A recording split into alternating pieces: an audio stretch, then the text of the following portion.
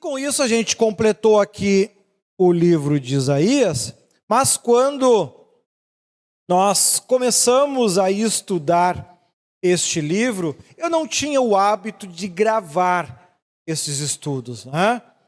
Não tinha o hábito de gravar. Aí um dia o Espírito Santo ele pediu que eu passasse a gravar este material para permitir que muitas outras pessoas pudessem assistir e com isso aprender. Então a gente passou a gravar, mas os primeiros capítulos de Isaías, então, não foram gravados. E a gente vai ver agora lá em Isaías, nos seus primeiros capítulos. Né? Então, pode passar aí? Enquanto eu vou, como eu estou no manual hoje, pode botar rodar aí o áudio do 1.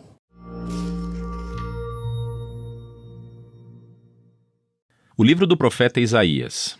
Isaías viveu em Jerusalém na segunda metade do período do reino de Israel. E ele falou em nome de Deus para os líderes de Jerusalém e Judá.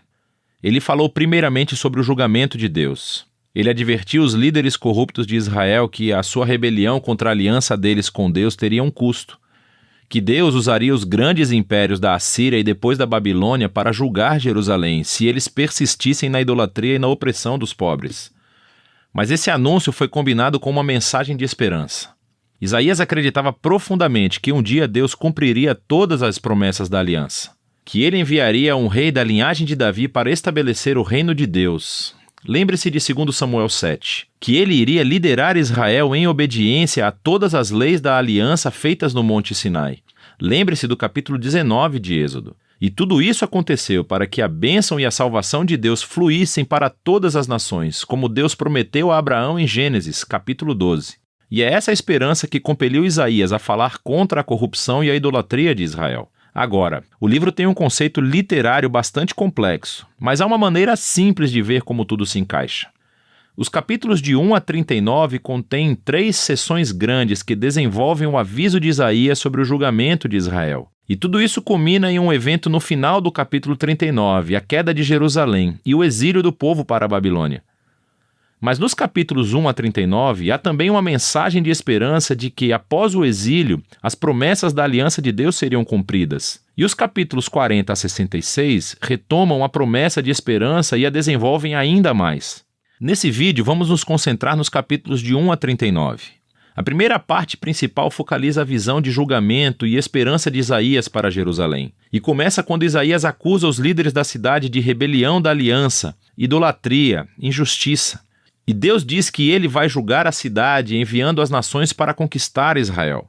Isaías diz que isso será como um fogo purificador, que queima tudo o que é inútil em Israel, a fim de criar uma nova Jerusalém, que é povoada por um remanescente que se arrependeu e se voltou para Deus. E Isaías diz que é quando o reino de Deus virá e todas as nações virão ao templo de Jerusalém e aprenderão a justiça de Deus, trazendo uma era de paz e harmonia universal.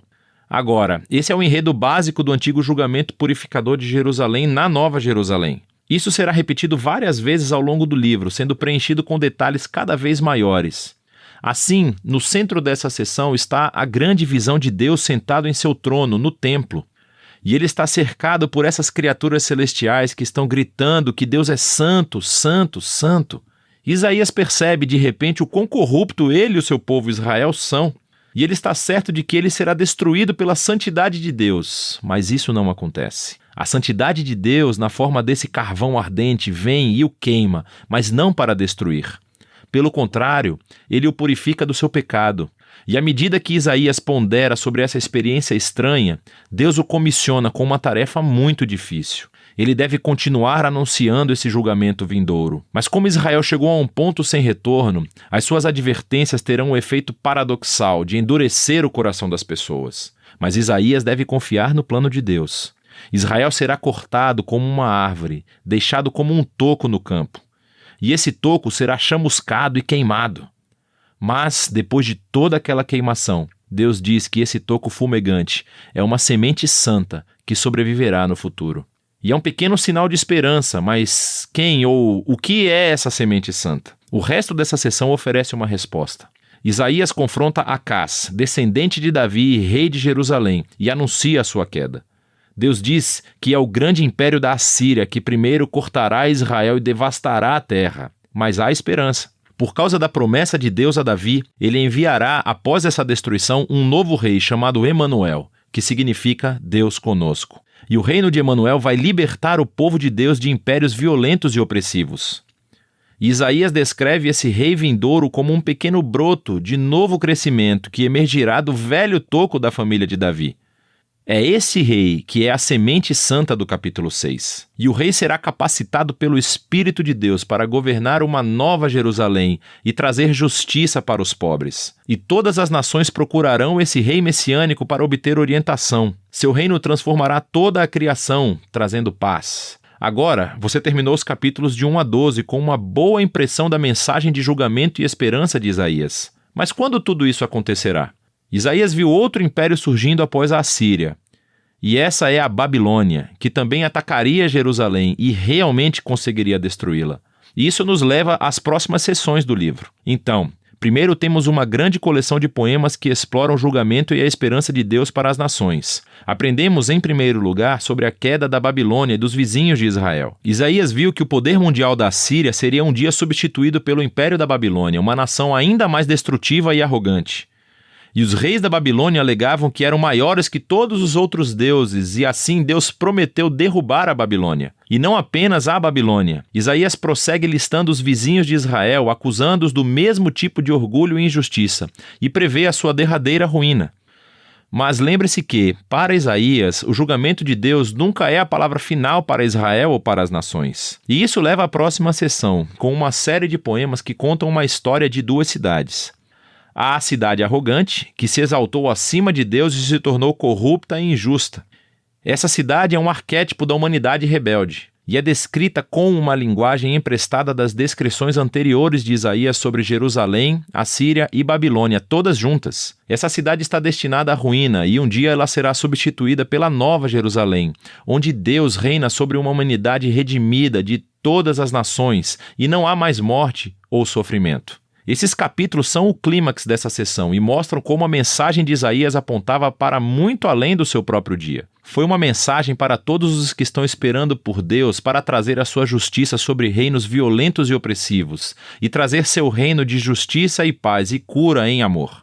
A sessão seguinte retorna o foco para a ascensão e queda de Jerusalém. E primeiro, encontramos um monte de poemas onde Isaías acusa os líderes de Jerusalém de se voltarem para o Egito em busca de proteção militar contra a Síria. Ele sabe que isso vai sair pela culatra, e Isaías diz que somente a confiança em seu Deus e o arrependimento podem salvar Israel agora, o que é ilustrado pela seguinte história sobre a ascensão de Ezequias, o rei de Jerusalém. Assim como Isaías previu, os exércitos assírios vêm e tentam atacar a cidade. E então Ezequias se humilha diante de Deus e ora pela libertação divina, e a cidade é miraculosamente salva da noite para o dia. Mas a ascensão de Ezequias é imediatamente seguida pela sua queda. Então ele hospeda uma delegação da Babilônia e tenta impressioná-los mostrando tudo no tesouro e no templo e os palácios de Jerusalém. É claramente um esforço para fazer outra aliança política para obter sua proteção. Isaías ouve sobre isso e ele confronta Ezequias por sua loucura. E ele prevê que esse aliado um dia o trairá e retornará como inimigo para conquistar Jerusalém. E sabemos em 2 Reis, capítulos 24 e 25, que Isaías estava certo. Mais de 100 anos depois, a Babilônia se voltaria contra Jerusalém, viria e destruiria a cidade, seu templo, e levaria os israelitas para o exílio na Babilônia. E assim, todas as advertências de Isaías sobre o julgamento divino dos capítulos de 1 a 39 levam a esse momento. Ele mostrou ser um verdadeiro profeta, porque tudo aconteceu como ele disse. Mas lembre-se, o propósito do julgamento de Deus era purificar Jerusalém e trazer a semente santa e o reino messiânico sobre todas as nações. E é essa esperança que é explorada na próxima parte do livro. Mas por enquanto, é disso que se tratam os capítulos de 1 a 39 de Isaías.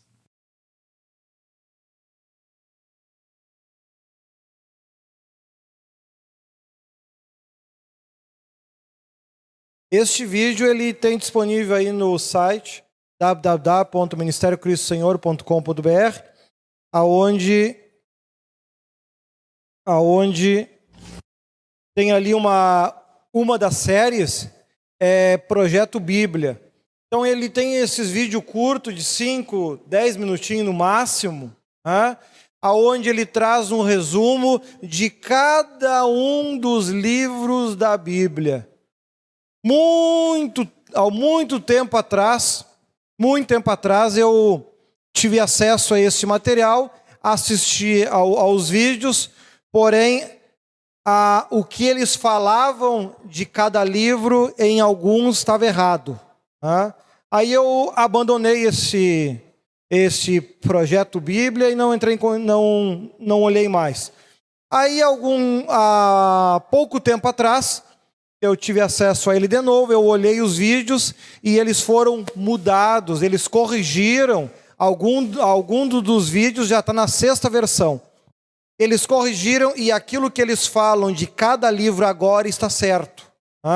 Então é um resumo muito interessante para você ter uma ideia do que fala cada um dos livros da Bíblia de forma assim mais rápida. Olha ali então, né?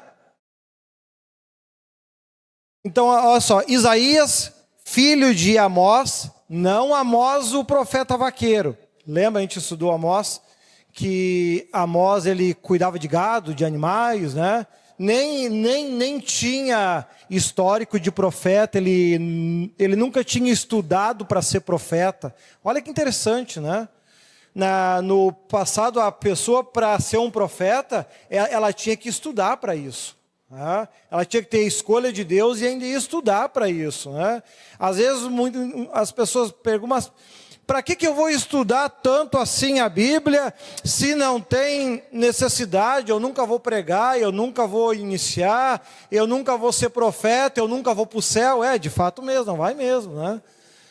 Então, mas é uma escolha de cada um, né? Uns escolhem se preparar para o tempo difícil, outros se preparam para chorar depois, né? Deus chamou todos para estar aqui, mas não é todos que querem ouvir. Aí depois chora, fazer o quê, né? Então Isaías, filho de Amós, não Amós o profeta vaqueiro, nasceu por volta de 765 a.C. e viveu na corte dos reis de Judá. Há indicações de que talvez fosse primo de Uzias ou Azarias, o 10º rei de Judá.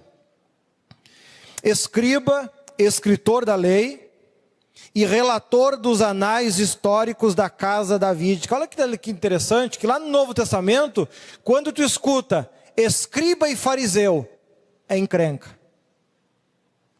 Tudo sem vergonha, mas não foi sempre assim. Veja que Isaías era um escriba e era um homem de Deus, um grande profeta.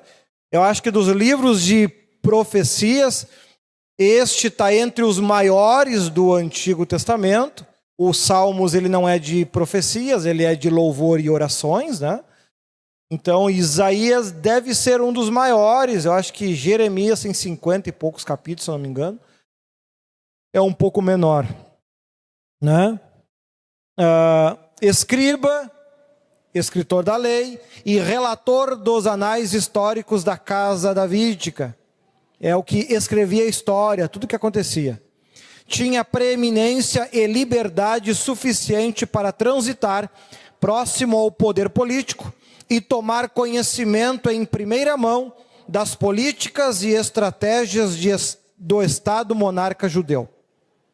Letrado, culto, politicamente privilegiado, pode ter feito parte da casa sacerdotal de Jerusalém. Passa próximo. Em 740 a.C., ano da morte do rei Uzias, ou Azarias, ou Osias. Por que essas diferenças? Porque depende da forma como você interpreta. Muito dos nomes das pessoas, eles não têm tradução para a nossa língua. Como a questão que fala de Jeová. Jeová não é a tradução literal do nome de Deus. Ninguém sabe exatamente como é o nome de Deus, já que nos históricos, nos livros, em todas as cartas, o nome Jeová ele era escrito apenas as consoantes, as vogais não. Porque eles diziam que o nome de Deus é santo demais para ser pronunciado. Então ele escreveu somente as consoantes para que ninguém soubesse exatamente como é o nome dele. Então muitos adaptaram para Jeová. Nas primeiras Bíblias haviam centenas de versículos com o nome Jeová. Centenas. Mas depois viram que isso não estava correto em matéria de tradução, porque você estava insistentemente afirmando uma coisa que não é exatamente isso. É uma adaptação. Então isso foi corrigido. São poucos os versículos agora que trazem esta palavra Jeová. São poucos, apenas como referência. E na maior parte das vezes Deus é chamado de Senhor dos Exércitos, de Rei dos Reis e de outras muitas formas, e não como Jeová. Por isso que você vê, às vezes, o nome de alguns reis escrito de formas diferentes, porque são adaptações lá do hebraico. O Antigo Testamento foi escrito em hebraico e o Novo Testamento foi escrito em grego. Ele recebeu na vocação profética e exerceu seu ministério por 40 anos. Veja que mais uma vez aparece o 40. O tempo de ministério de Isaías foi 40 anos. Como a Bíblia gosta de 40, reis que Deus gostou reinaram por 40 anos. E em vários momentos da Bíblia, os números se repetem, mostrando que nada acontece por acaso.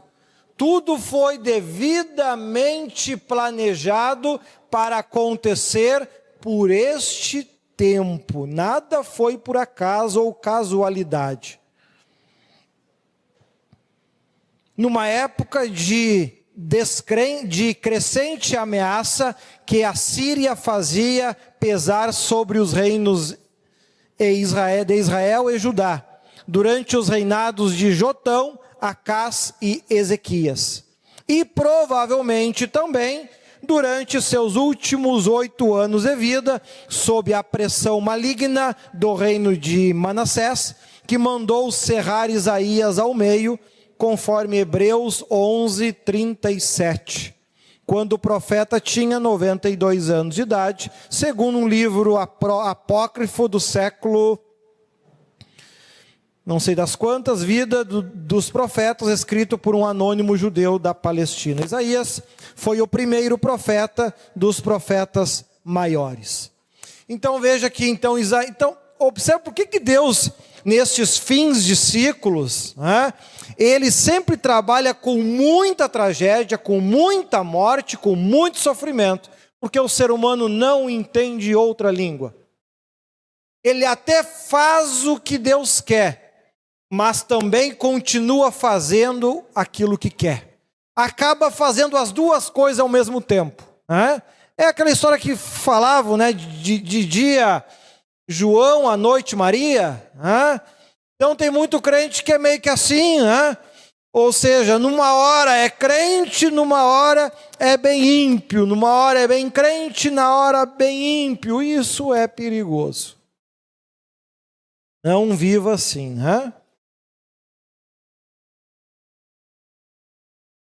Aí depois deve estar aparecendo em uma imagem no próximo slide, os reis de Judá e Israel, é isso? Onde eu posicionei, ali tem a lista de todos os que governaram, foi cerca de 19 de cada lado. Se você contar tem mais, mas é que um deles era mulher, que não podia ter esse título, e foi por pouco tempo, e um outro que reinou, acho que foi por 7 dias. Ele deu um golpe de estado, matou, e depois mataram ele, enfim, nem esquentou a cadeira, Então ali eu mostro, que Isaías, primo de Uzias, e depois, aí passou Uzias, Jotão, Acás, Ezequias, aí veio Manassés. Inclusive o livro de Isaías, a gente viu lá sobre o rei Ezequias, põe em ordem a tua casa, senão morrerás e não viverás, né? E ele se arrependeu, virou para o canto, orou, falou para Deus tudo que ele tinha feito de bom. Senhor, eu sei que eu não presto, mas eu também fiz muita coisa boa e eu me arrependo, né? Lembra do crente que faz os dois ao mesmo tempo, né? Esse aqui se arrependeu, botou ordem na casa, Deus viu sinceridade e mandou Isaías voltar. Esse que te acrescento 15 anos de vida, né? E aí depois Manassés, que como lá em Hebreus Paulo fala, lá em Hebreus 13, 7, acho que é o que estava ali, não é falado, Hebreus 11, 37. Ele não fala lá em Hebreus 11, 37, Isaías foi cerrado ao meio. Não. Ele fala que teve profetas que foram cerrados ao meio, né? E, segundo estudos, se aponta que isso aconteceu com Isaías. Certo? Pode passar aí para o próximo. Saiu aqui. Pode passar para o próximo, aí vai aparecer aquela imagem mais ampliada, né? Acho que é isso que deve estar aí. Isso. É aí que eu falei que são os reis que passaram pelo tempo que Isaías exerceu seu ministério de profeta. Pode passar próximo. Isso. Embora a teologia tradicional judaico-cristã defenda a existência de um único autor, existem evidências de que o livro foi obra de mais de um autor, merecendo destaque o início do capítulo 40, onde se verifica a descontinuidade entre o primeiro e o segundo Isaías, pois ocorre uma mudança abrupta do século 8 a.C. para o período do exílio na Babilônia, lá em 6 a.C. Então ele dá um pulo aí de 200, 300 anos, né? Não se fala mais uma única vez de Isaías, e a Síria é substituída pela Babilônia, cujo nome é mencionado com frequência, assim como o nome de Ciro II, rei dos Medos e dos Persas, que é o que vão libertar o povo lá na frente, né? Havendo estudos que indicam que dos 66 capítulos do livro, menos de 20 foram escritos pelo profeta do século 8 a.C., que viveu durante os governos dos reis Jotão, Acás, Ezequias, estando tais capítulos encontrados na primeira parte do livro, que engloba os capítulos 1 ao 39. Também conhecido como Proto-Isaías ou Primeiro Isaías. No entanto, alguns estudiosos têm proposto que os capítulos 36 a 39 constituem uma transição entre as duas seções. Próximo. Portanto, para alguns críticos, o livro de Isaías é uma coletânea de profecias proféticas de época bem diferentes, cuja redação final deve ter acontecido por volta de 400 a.C., ou mesmo mais posteriormente. Segundo os mesmos 300 anos depois da morte de Isaías, ainda se atualizava suas palavras, pois mesmo as profecias da época dele foram relidos na perspectiva pós-exílica. A afirmação crítica baseia-se na pressuposição naturalista de que seria impossível prever, com mais de 300 anos de antecedência, o nome do rei Ciro, que destruiu a Babilônia, conforme declarado no livro de Isaías. Será? O apóstolo João não previu os últimos acontecimentos no Apocalipse, milhares de anos antes de acontecer? Ou seja, então tem muitos estudiosos que dizem que o livro de Isaías não foi todo escrito por Isaías. Porque do 1 ao 39, claramente foi ele, porém do 40 em diante, ele começa a contar com riqueza e detalhe nome de país, nome de rei, de pessoas que só foram realmente ser reis 300 anos depois. Então a riqueza de detalhes é incrível. Então tem estudiosos que dizem então que possivelmente de Isaías 1 ao 39 foi Isaías mesmo o profeta que escreveu, e que de 40 ao 66 não foi Isaías, foi outro, porque não tinha como ele saber esses nomes. Eu discordo. Eu acho que Isaías escreveu todos os capítulos, sim. E a Bíblia mesmo demonstra isso, porque o que são 300 anos? Uma miséria. João declarou o final do mundo 2000 anos antes. Se João pôde escrever 2000 anos antes, que são 300? E nós vemos que a Bíblia mesmo demonstra que tudo que aconteceu ao longo dos séculos foi previsto e planejado por Deus, até mesmo pela repetição de tempos. O 40 é muito comum, 7, ou seja, a ordem dos acontecimentos, elas seguem uma naturalidade e respeitam as previsões anteriores, né? Por exemplo, aqui no Antigo Testamento previa que o ministério de Cristo iria começar em uma dada região. Quando você pega o material que eu disponibilizei, e aí você começa a acompanhar todos os fatos de Mateus, Marcos, Lucas e João, que ali eu separei em 224 acontecimentos, e coloquei em ordem de acontecimentos, de data, de ano e assim por diante. O material todo aí no site disponível, ali na banca de revistas, né? Então, você observa que isso, quando Jesus começou o ministério, como é que ele começou? Primeira cidade que deu, eu vou começar ali. Não, o ministério dele começou exatamente onde estava previsto. E os fatos que foram acontecendo até a sua morte, que depois de morto ele seria crucificado, que depois ele seria colocado em um túmulo entre os ricos. O corpo de Jesus foi pedido por um homem rico, que o colocou em uma caverna com a pedra na boca, exatamente como tinha sido previsto centenas e centenas de anos antes. Então, na minha compreensão, eu digo que é exatamente o mesmo que escreveu o livro de Isaías inteirinho, do começo ao fim. Porque ele não escreveu coisas dele, ele escreveu o que Deus estava dizendo para ele. Próximo.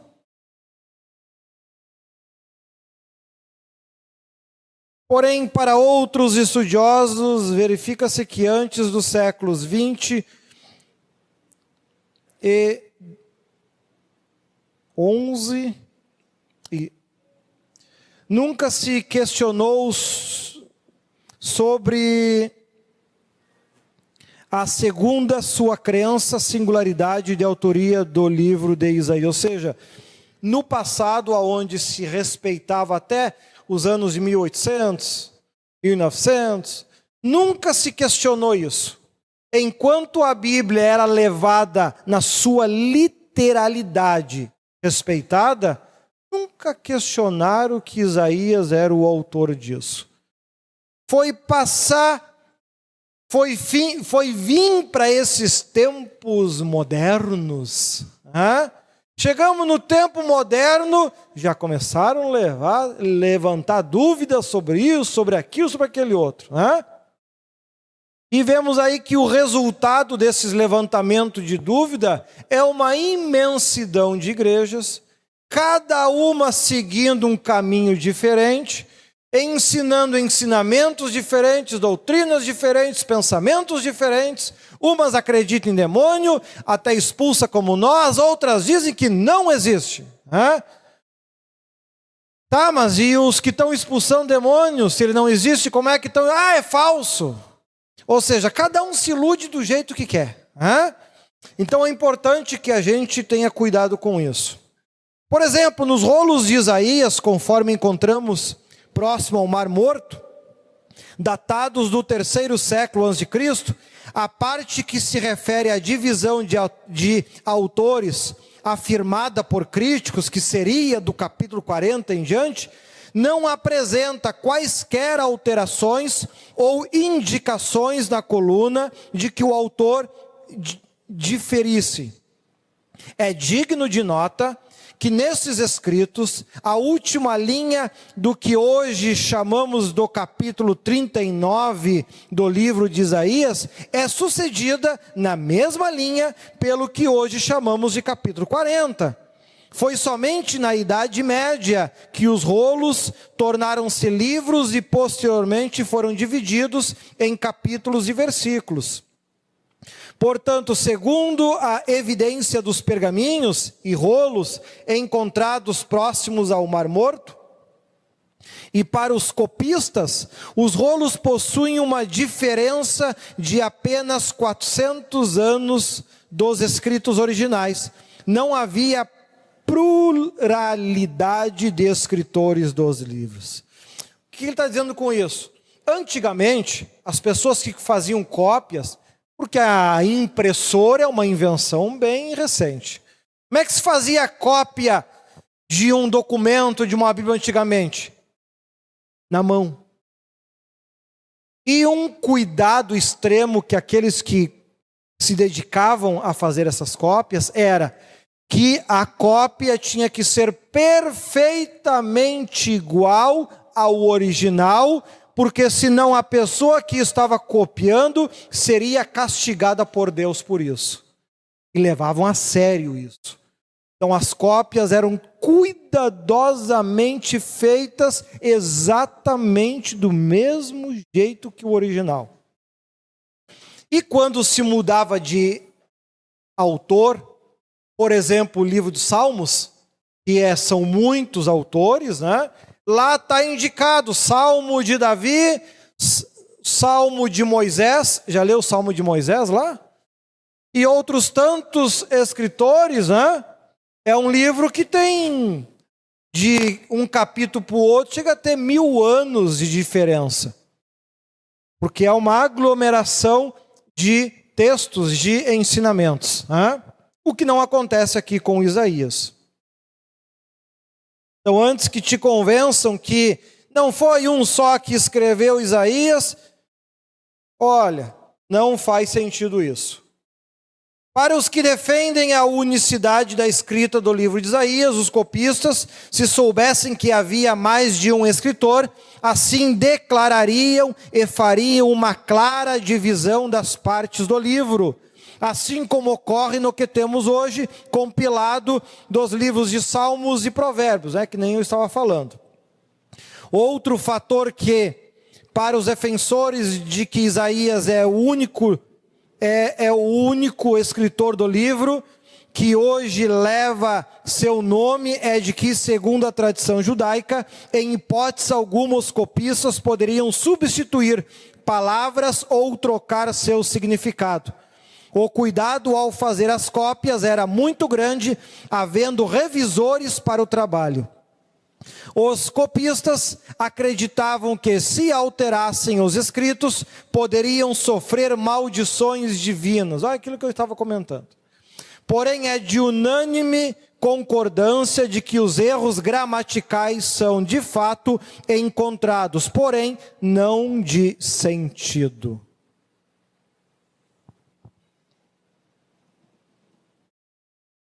Nós não vamos dar tempo de entrar aqui no capítulo 1 hoje, né? Mas então a gente conseguiu ver então o encerramento do Isaías 66 e vimos também a introdução a Isaías, que tem esta questão, porque do 1 ao 39 conta o que ia acontecer, do 40 em diante conta o que aconteceu e o cumprimento disso. Tem aí uma diferença de uns 300 anos de um tempo para outro. Isaías, como viu, provavelmente viveu em torno de 92 anos. Ele não viveu 400 anos. Né? Mas, assim como João escreveu aquilo que viu, assim Isaías também, do mesmo jeito, né? Deus o falava para ele o que ia acontecer, como seria, e ele ia descrevendo e fazendo exatamente isso, demonstrando que Deus não perde controle de nada, muito antes de acontecer, ele já previu que as coisas iriam ser desse jeito, iriam ser dessa forma. Então, com isso, quando ele fala que vão vir tempos difíceis, não é para a geração dos teus filhos, não é para a geração de neto, bisneto, não, é para daqui a pouquinho. Daqui a pouquinho. Se tu não tiver pressa de morrer, tu vai ver isso tudo se cumprir. Se alguém está com pressa de morrer, ora e clama a Deus que Deus tire isso de ti, porque é diabo, viu? Qualquer pessoa que clama pela morte está clamando por Satanás. Já leu João 10:10? Que Jesus veio para dar vida e vida com abundância. Satanás vem para matar, roubar, destruir. Quando você pede pela morte, tu está clamando por Satanás, não está clamando por Jesus. Um cristão que ora, Senhor, me leva, está clamando para que Satanás venha lhe buscar. Não está clamando por Jesus. Jesus é vida, não morte. Então, cuidado com isso. Outra questão tem muito crente que pede, que Jesus volte logo, volta logo, Jesus. E o Antigo Testamento, os profetas falavam, não peça pelo dia da volta do Senhor. Não faça isso. Até porque daqui a pouco tu está clamando pela tua própria desgraça, porque se Jesus vem, tu não sobe. Aí tu imagina que coisa linda. Você passou muito tempo clamando, volta Jesus, volta Jesus. Jesus veio e tu ficou. Só para passar vergonha. Então cuidado com isso. Muita coisa ainda tem que acontecer até a volta de Cristo. Mas não vamos brincar com isso. Amém?